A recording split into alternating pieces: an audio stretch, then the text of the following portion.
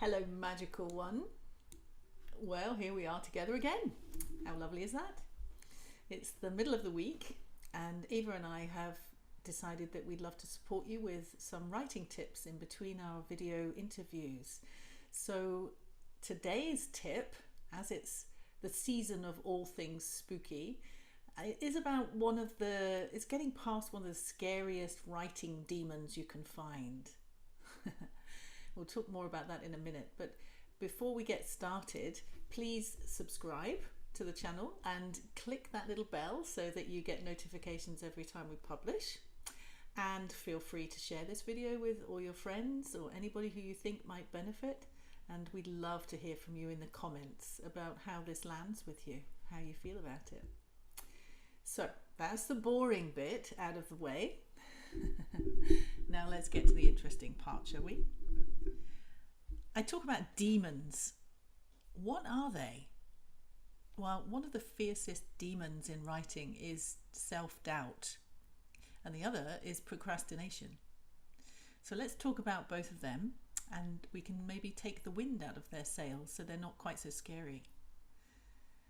As Tom Hartman, our recent interviewee, is fond of saying to me when I ask this question, what do writers do? He says, they write!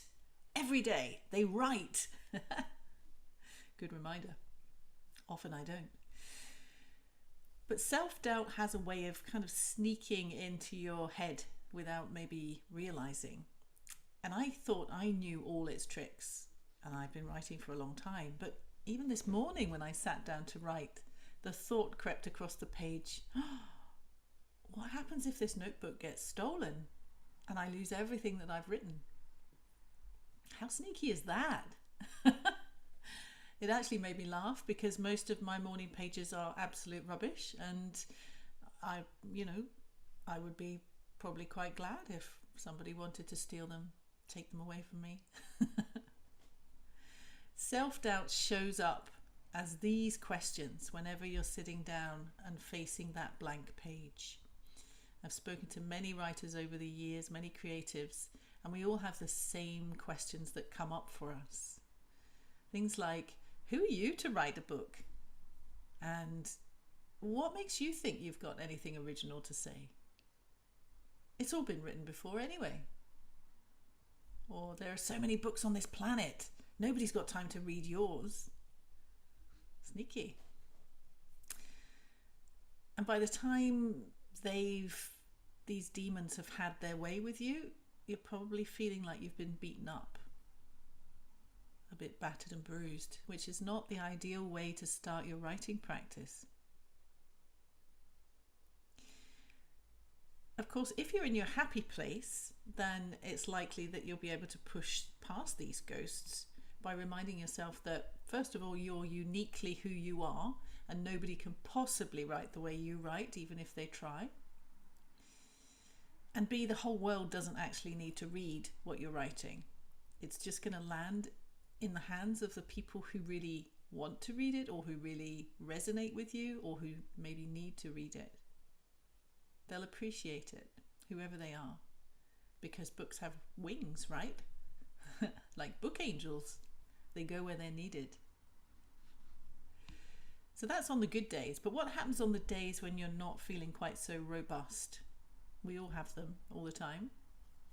Are you going to carry on fighting and writing, feeling lacerated maybe and brave, squeezing out every word with a question mark behind it, still doubting yourself? Or are you going to sadly resign yourself to not being a good writer and pack up your things and start folding laundry or something instead?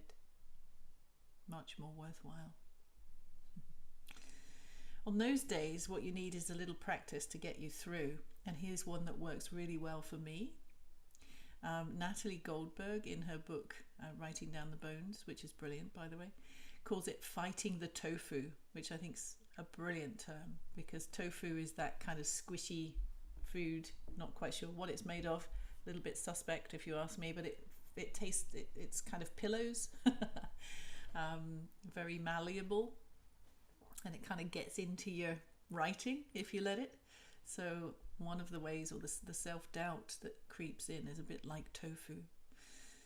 So one of the ways that I find works for me to get rid of self-doubt is to give your demons a voice. And I would suggest you set a timer at the beginning for 10 minutes and then pick up your pen or your laptop or your quill, maybe, whatever you use to write with, and then get to work. And for the next 10 minutes, those first 10 minutes, all you are going to do is give that sucker some airtime. Let it write exactly what it wants, whatever it wants to say to you. Pour out its vitriol on the page. Have no attachment to it whatsoever. You might need to go for a bit longer than 10 minutes if you've got more self-doubt within you, but whatever it takes, don't interrupt it. We want it to be completely exhausted by the time you get into your real writing. And then when it's done, when it's all out on the page, you can screw up that page, burn it if you want, delete the document, whatever you need to do to get it away from you without another glance. Never read it back to yourself. It's absolute nonsense. Anyway, it means nothing. You just want to get rid of it.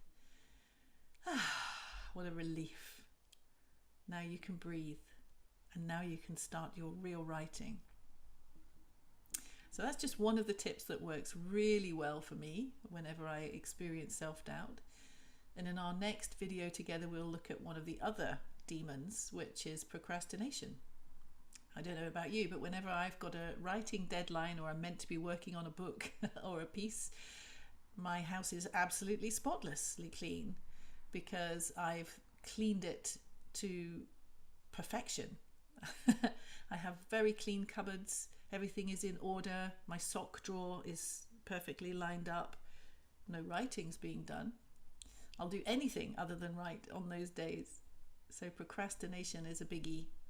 And I'm sure you've got plenty of examples of procrastination too. So do let me know in the comments all your stories about, first of all, the demons of self-doubt, if you've experienced them and what you do to get past them. And also procrastination. And with your permission, I'll share some of those in the next tips video that we do together. Okay, beautiful writer, beautiful creative. Time to get to work. I hope that was useful. Remember to like this video, share it with your friends, subscribe to the channel, and click on that bell for notifications if you haven't already done so.